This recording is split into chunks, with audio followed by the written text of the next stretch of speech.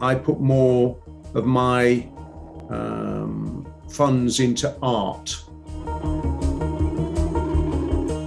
With Duran Duran, of course, we are doing deals with different things at all times. And so that falls to me within the band, and our manager, Wendy Leister. We're always the ones that go through the contracts and the fine print of what the deals are and what language the lawyers have written and whether they even understand it themselves. That's something that we spend a lot of time dealing with. I think it's important for artists to understand the business aspect, because if they don't when they're young, unfortunately, as most artists do suffer, they will be taken advantage of by people.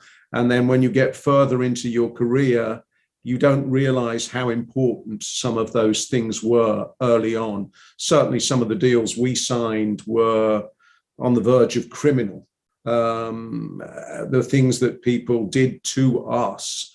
But of course, you know, you live and you learn, you find out. I wish I'd known much earlier about copyrights a lot better and about publishing and about what those things really, really meant.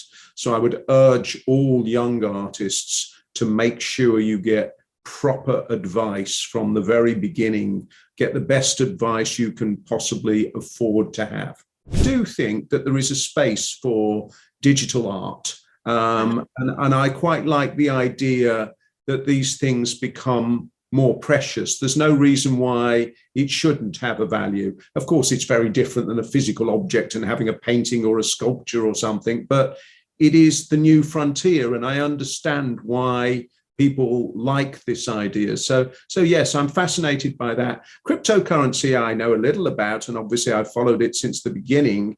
You couldn't avoid seeing all the stories about it. I don't like the idea that if you lose your codes, you lose everything. That doesn't sound like a risk I'd want to take. I know what I'm like with passwords. We are looking to do them because we did a video and created entirely by an AI called Huxley for the first song off the album released as a single, which is called Invisible. And the AI literally created pieces of art which we edited together.